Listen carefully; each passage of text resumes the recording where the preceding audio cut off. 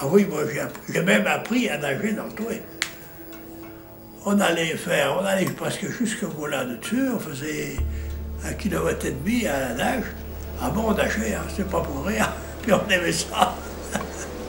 Alors pour apprendre à nager, dans le Thouet, comme on n'avait pas de maître nageur nulle part, puis il n'y avait pas tellement de personnes qui savaient nager, on prenait un fagot de jonc, on coupait des joncs, et puis on se les mettait sous le bras, puis on s'en allait sur l'eau. Alors là, l'eau nous portait bien, puis on faisait les mouvements.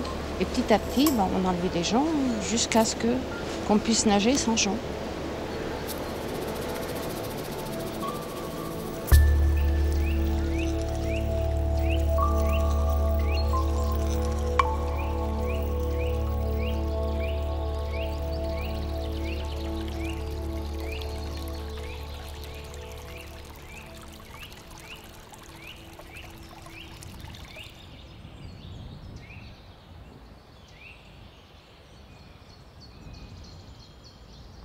Le Thouet, une rivière aux confins du Poitou et des Pays de la Loire.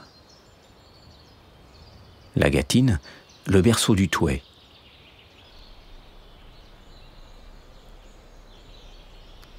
L'homme a façonné ce paysage, planté un maillage de haies formant le bocage.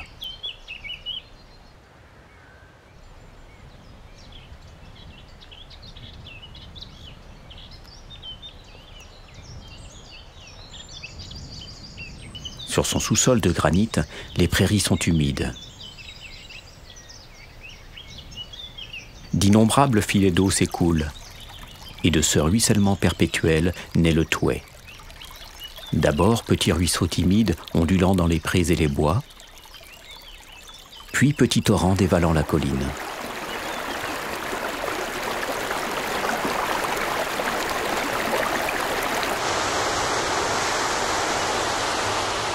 Le Thouet porte la mémoire de l'homme. Dès le Moyen-Âge, tisserands, tanneurs et meuniers s'installent sur ses rives.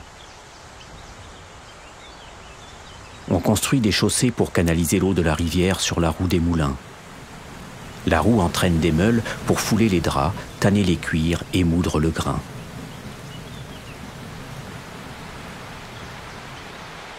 Au cours de son voyage jusqu'à la Loire, le Thouet franchit plus de 100 chaussées de moulins.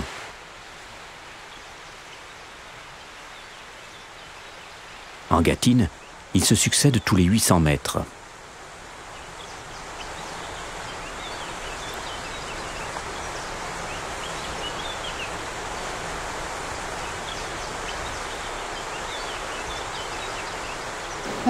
Quand mon grand-père achetait des terrains, j'ai lu ça il n'y a pas tellement longtemps, par moments c'était marqué meunier et autrement, d'autres fois c'était marqué cultivateur. Et il faisait que de la farine pour les animaux. La farine panifiable, c'était à Remuer, moulin en dessous, où j'étais après, quand je me suis mariée. On faisait notre électricité. C'est sûr, une fois que le moulin est arrêté, j'avais la lampe à pétrole. Moi, si j'étais en train de coudre ou n'importe, quand les meuniers étaient couchés, on n'avait plus de lumière.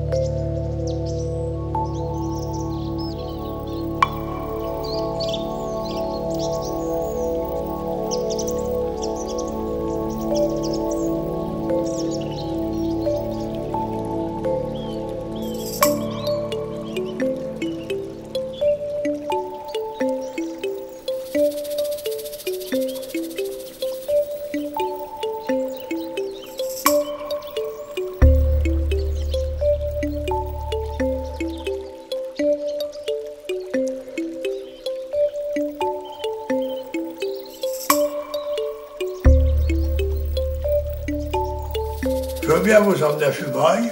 Vous n'avez pas votre maillot de bain?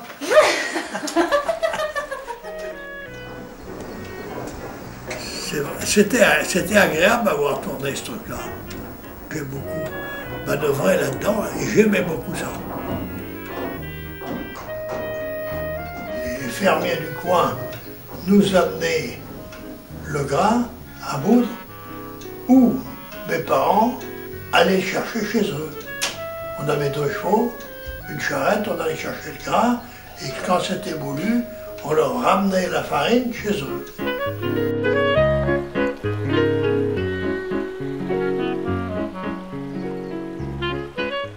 La rivière est un corridor biologique accueillant de nombreuses espèces. Poissons, insectes, mammifères et oiseaux. Certains migrateurs, comme les tarins des Aulnes, passent dans la région en hiver.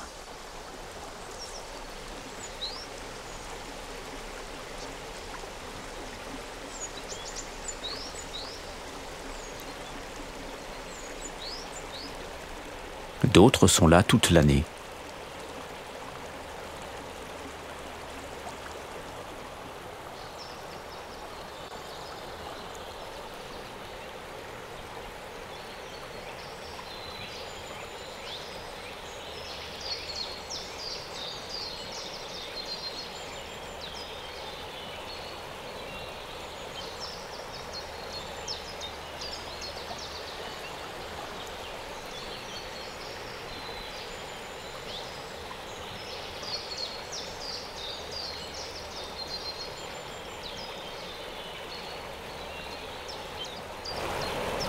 Les chaussées de moulins constituent des zones de nourrissage attractives.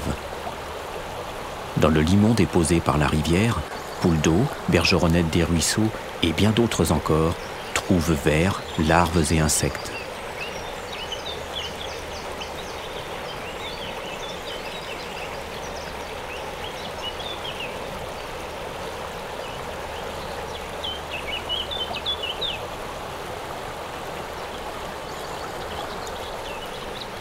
Autrefois, les chaussées étaient recouvertes de joncs d'échesier. Ils fournissaient un couvert pour la faune et une ressource pour les rempailleurs, qui les taillaient régulièrement afin de confectionner des chaises.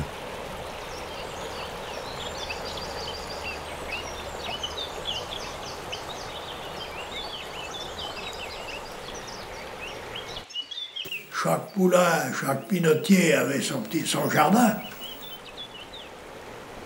Au moulin, automatiquement, là, comme ces plants, tous les champs qui sont autour appartenaient au moulin. Tandis qu'à Remeuil, c'est encaissé à Remeuil. Il y avait juste un pré en face, et puis autrement un petit coteau derrière, mais les champs étaient beaucoup plus loin. Parce que c'était surtout des coteaux.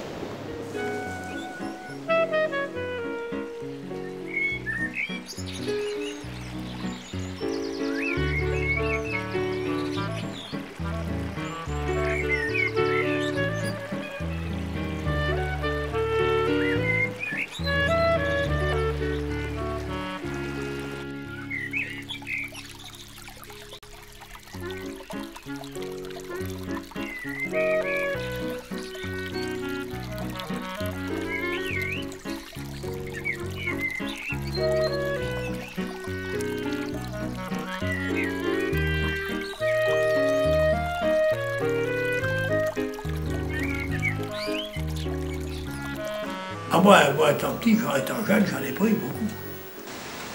Et on mangeait du bon poisson, là. On n'avait peut-être pas beaucoup de choses, on avait du bon poisson. Alors on allait à la pêche à la ligne. On savait pêcher parce qu'on connaissait le coin par cœur. Quand il y avait une crue, on pêchait des anguilles. On levait un petit peu la pelle, on mettait une espèce de truc, une carrée, puis il y avait un grand filet. Les anguilles rentraient là-dedans. Voilà. C'est des choses, ça, il ne faut pas dire. Mais tout le monde le sait. Bon, écoute, hein, c'était la vie d'autrefois. Maintenant, on ne le fait plus. Bon, c'était bon pour ces anguilles. Maintenant, il y a des poissons-chats. Ah, oui, maintenant, il y a des poissons-chats dans le fouet. Malheureusement. Ça, c'est tout.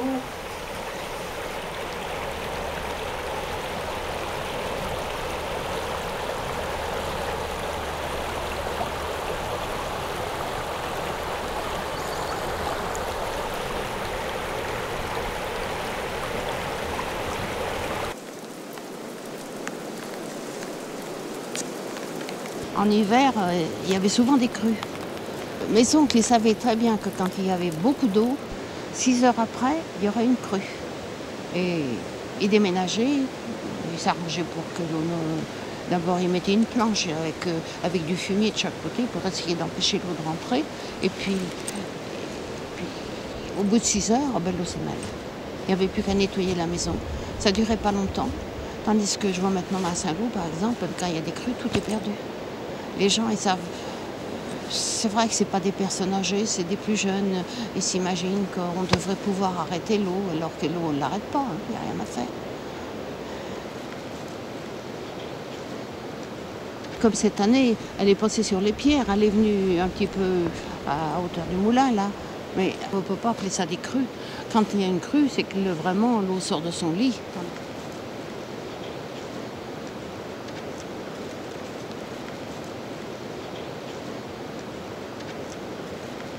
Le moulin de Remué a fonctionné jusqu'en 1960 quand on l'a quitté, nous. Parce qu'on avait un camion qu'il fallait changer pour monter, on avait la roue qu'il fallait refaire, et puis on n'avait pas les moyens.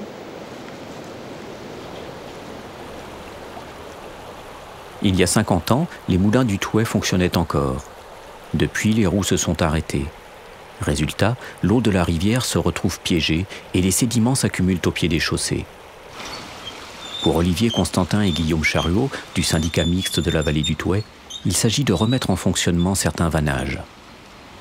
On abaisse des clapets, on change de vieilles pelles. Ces opérations libèrent les sédiments et réoxygènent la rivière. Ces gestes sont très utiles. En amont des chaussées, ils permettent à nouveau d'accueillir le brochet. En été, l'abaissement du niveau d'eau permet le développement d'herbiers semi-aquatiques et en hiver, le brochet pourra pondre ses œufs sur ces herbiers inondés. Le monsieur qui s'occupait de faire marcher le moulin, quand il n'y avait pas beaucoup d'eau, il avait un bateau à fond plat et il s'en allait dans les cluches tirer du sable.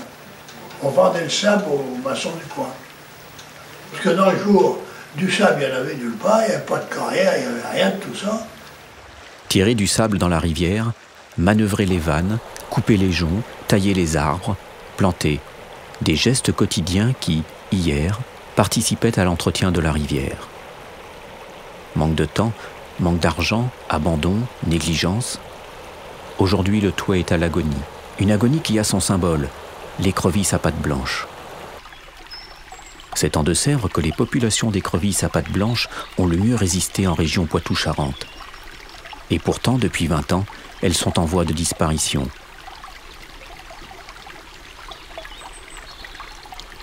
Une équipe cherche à comprendre les raisons de ce déclin. Des prélèvements de la petite faune aquatique sont effectués régulièrement en amont du Thouet. Le nombre d'espèces et leur concentration permet d'évaluer la qualité de l'eau. Des animaux qui vont vivre uniquement dans des eaux de bonne qualité. Une éphémère et là, un plécoptère.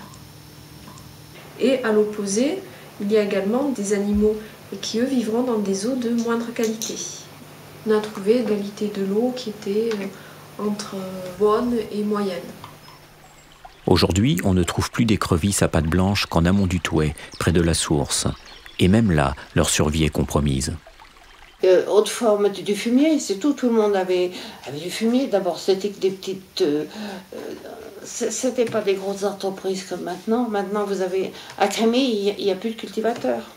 Alors, il y en a un qui a acheté toutes les terres. Bon, il met du désherbant, il met tout un tas de saloperies. Puis finalement, ça file dans l'eau. Puis après, dans certains endroits, comme en montant par là, dans la plaine, c'était des terrains humides. Ils ont drainé. Alors, s'il y a moins des choses qu'ils mettent, tout s'en va dans le Thouet. Les pesticides, les désherbants et tout ça. Et puis les gens en emploient trop. On n'employait rien de sale, en somme. On faisait la vaisselle. On mettait rien. On mettait rien. On gardait l'eau pour les cochons. Oui, on gardait l'eau pour les cochons. Il n'y avait pas les toilettes. On avait des toilettes qu'on vidait pour arroser le jardin, c'est tout. Il n'y avait rien de sale qu'on envoyait dans l'eau. Alors, le Thouet, si ça continue, eh ben, vous verrez que le Thouet, ce sera un fossé, un gros fossé. L'eau foutra le camp au fur et à mesure. C'est dégoûtant.